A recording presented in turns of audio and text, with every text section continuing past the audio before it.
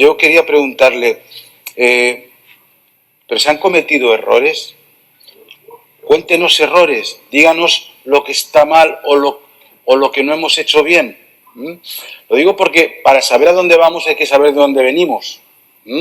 Y quizá esta comisión, para dar soluciones, tendrá que reconocer, espero, algunos de los errores que se hayan cometido. Usted ha reconocido que como sociedad hay que prever las crisis graves como esta, ¿no? Social y sanitaria fundamentalmente.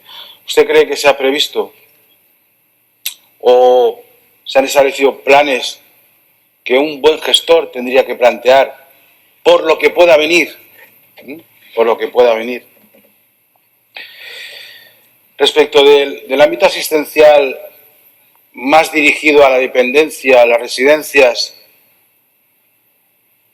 ¿se han hecho bien las cosas desde la administración pública valenciana en el ámbito social y asistencial, en la atención primaria, en las residencias, en atención a la dependencia? Porque ya no son las residencias, ha habido muchos dependientes que han estado solos en sus casas. ¿Qué medidas se pueden plantear dentro de esas propuestas a futuro? ¿Qué medidas se pueden plantear desde la administración pública para dar respuesta a esa sociedad civil tan debilitada, tan absolutamente debilitada? Todas las familias, las que ya estaban en situación de vulnerabilidad o de exclusión social incluso, las que ahora lo están por esta situación y, desde luego, los grupos también más vulnerables y en más capacidad o en más situación de riesgo, ¿no?